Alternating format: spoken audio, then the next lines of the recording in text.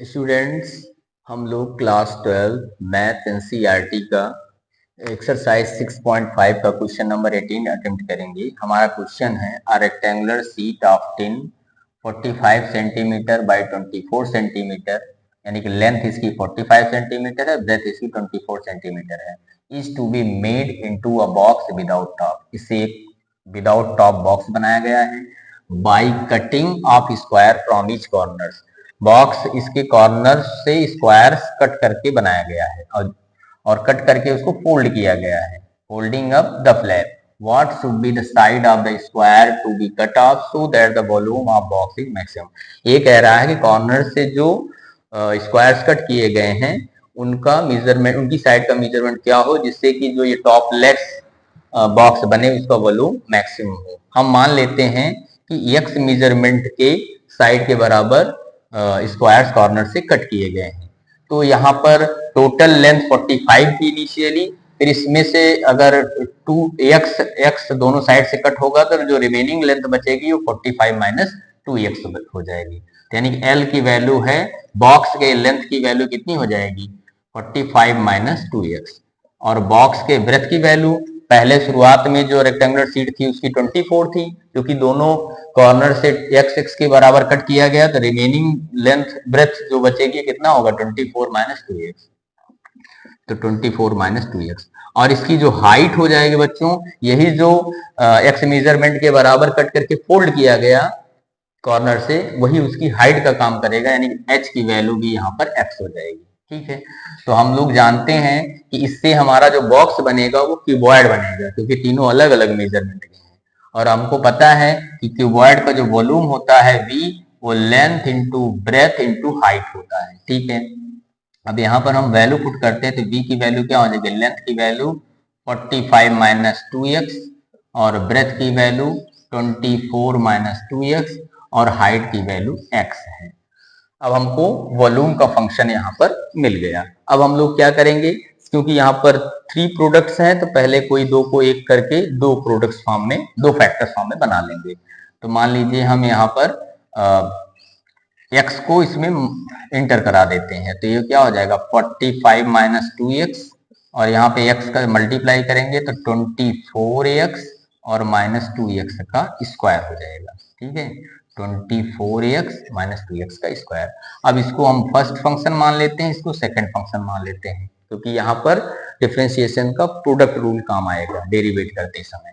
तो डेरिवेट इसका v dash first into second का डेरिवेट, सेकेंड का डेरिवेट करेंगे तो 24x का 24 हो जाएगा माइनस 2x स्क्वायर का 2 टू जा 4x हो जाएगा। ठीक है, फर्स्ट इंटू सेकेंड का डेरिवेट प्लस सेकेंड यानी कि 24x माइनस 2x का स्क्वायर इंटू फर्स्ट का डेरिवेट, फर्स्ट का डेरिवेट करेंगे तो 45 का 0 हो जाएगा, माइनस 2x का माइनस 2 हो जाएगा। ठीक है, अब यहाँ पे हम इसको फर्स्ट रिलेशन बना के छोड़ देते हैं।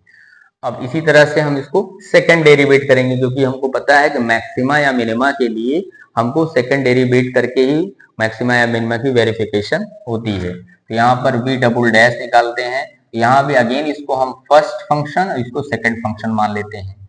तो यहाँ पर वही हो जाएगा 45 minus 2x first into second का डेरिवेट, तो ये 24 माइनस 4x का क्या हो जाएगा -4 हो जाएगा, प्लस सेकेंड यानी कि 24 माइनस 4x इंटू फर्स्ट का डेरिवेट, फर्स्ट का डेरिवेट करेंगे तो यहाँ पर क्या आ जाएगा -2, प्लस उसके बाद ये दूसरा वाला टर्म, दूसरा +2 क्या, यहाँ पर प्लस इंटू माइनस -2 हो जाएगा। फिर इसका अगर हम डेरिवेट करेंगे तो यहाँ पर क्या आ जाएगा 24x का 24 हो जाएगा और -4x हो जाएगा। ये हमारा v डबल डैश की वैल्यू आ गई, इसको हम सेकंड रिलेशन बना के छोड़ देते हैं। अब जैसा कि हमको पता है कि फर्स्ट मैक्सिमा या मिनिमा के लिए फर्स्ट डेरिवेट को हम 0 के बराबर करके क्रिटिकल पॉइंट्स निकालते हैं। यहाँ हम v डैश को 0 के बराबर करके इसको सॉल्व करेंगे। तो v डैश की वैल्यू हमारी क्या है, ये हमारी है 45 माइनस 2x और यहाँ पे 24 माइनस 4x और प्लस इंटू माइनस माइनस हो जाएगा, -2 इंटू 24x माइनस 2x का स्क्वायर, इसको हम 0 के बराबर कर देंगे। ठीक है, अब इसको हम सॉल्व करेंगे तो अल्टीमेट यहाँ से आपका कॉमन तो नहीं हो पाएगा, इसलिए इसको ओपन करके और सिंप्लीफाई करते हैं। तो 45 इंटू 24 करेंगे तो कितना हो जाएगा 45 और गुणे 4, 45 चौका 180, 0 18, 45 दूना 90 और 90 18 108, 108। ठीक है, और 45 गुणे यहाँ पर 4 हो जाए 45 90 180 हो जाएगा 180x। ठीक है, अब 2x का इससे मल्टीप्लाई करेंगे तो माइनस 24 दूना 48, 48x हो जाएगा, माइनस माइनस प्लस हो जाएगा 4 दूनी 8x का स्क्वायर हो जाएगा। ठीक है, अब माइनस 2 का इसमें कर देंगे 24 दूना 48x हो जाएगा और माइनस माइनस प्लस 2 दूनी 4x का स्क्वायर हो जाएगा, बराबर हो जाएगा 0। अब हम इसको क्वाड्रेटिक फॉर्म बनाते हैं तो 8 और 4 12, 12x का स्क्वायर हो गया और यहाँ पर ऐड कर लिए तो कितना हो गया ये आपका 8 8 16, 6 1 और फिर 8 1 9 4 13 और 13 और 4 17 का 7 1 फिर 1 1 2, 276 आ गया, माइनस 276x, क्योंकि 180 48 और ये 48 आपस में क्या होगा जुड़ जाएगा। ठीक है, फिर हमारा इसके बाद क्या आ रहा है, इसके बाद हमारा 1080 आ रहा है, तो 1080 को यहाँ पर हम प्लस 1080 एज इट इज लिख लेते हैं बराबर 0, ये हो गया। अब हमारे सारे टर्म यहाँ पर हो गए। अब यहाँ पर हम देखते हैं कि क्या मैक्सिमम कोई वैल्यू कॉमन हो सकती है। अगर हम 12 कॉमन करना चाहें तो क्या 12 में आ सकता है, हाँ 12 दूना 24, 24 3 27 12 3 36 कट जाएगा और 12 9 100, हाँ 12 से इसको डिवाइड कर दें ये हो जाएगा, ये हो जाएगा एक्स स्क्वायर माइनस 12 दूना 24, 3 बचेगा 36, 12 3 36 23 हो जाएगा, प्लस 12 9 108 90 हो जाएगा, बराबर आ जाएगा 0।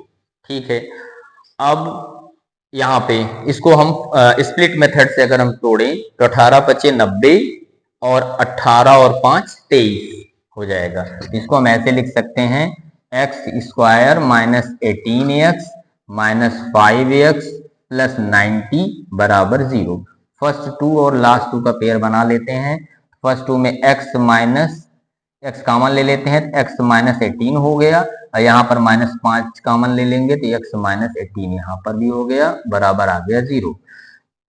तो इससे क्या रिजल्ट निकलता है, इसमें x माइनस 18 और दूसरे में x माइनस 5 बराबर 0। आपको पता है जब दो फैक्टर्स 0 के बराबर हो तो उनको अलग अलग 0 के बराबर करके सॉल्व करते हैं तो वेरिएबल की वैल्यू आती है। ऐसा करने से हमको क्या मिलेगा, x की वैल्यू या तो 18 आएगी और या फिर 5 आएगी।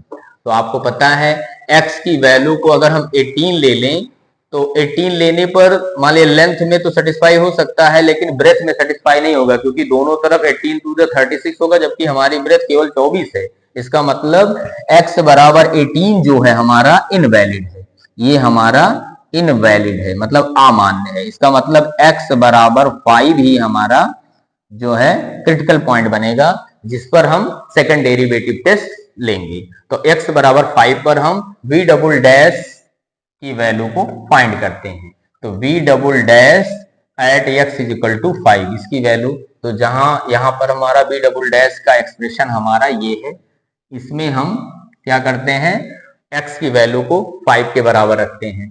तो यहां हो जाएगा क्या 45 माइनस 2 गुणे 5 और यहाँ इंटू माइनस 4 है ही है। ठीक है, और यहाँ पे दूसरे वाले एक्सप्रेशन में 24 माइनस 4 गुणे 5 हो गया।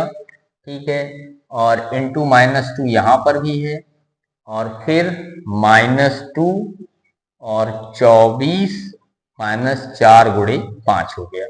अब अगर इसको हम सिंप्लीफाई करें तो यहाँ ध्यान दीजिएगा कि यहाँ पे आपका क्या आया, ये 45 माइनस 10 और इंटू माइनस 4 लगा ही है, प्लस यहाँ पे आपका 24 माइनस 20 इंटू माइनस 2 यहाँ पर भी लगा है और फिर माइनस 2, यहाँ भी 24 माइनस 20, यहाँ पर भी माइनस लगा, तो सभी में आपका बाहर माइनस ही लगा है, इसलिए सबका जो प्रोडक्ट होगा और इसका जो रिजल्टेंट आएगा वो निगेटिव ही आएगा। तो ये क्या आ जाएगा, लेस देन 0 आ जाएगा। और आपको पता है जिस वैल्यू पर सेकंड डेरिवेटिव टेस्ट क्या हो, 0 आ जाए, उस वैल्यू पर गिवन फंक्शन मैक्सिमम वैल्यू देता है। तो आप लिखोगे so at x is equal to 5 V is maximum, V का मतलब volume, V is maximum.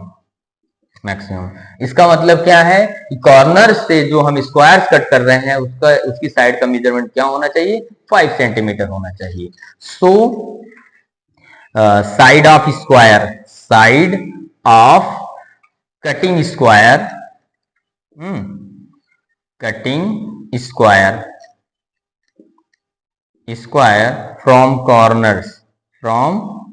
Corners is equal to क्या हो जाएगा, 5 सेंटीमीटर। यही हमारा रिक्वायर्ड आंसर होगा। तो 5 सेंटीमीटर यही हमारा रिक्वायर्ड आंसर होगा। तो उम्मीद करते हैं ये क्वेश्चन आपको समझ में आया होगा।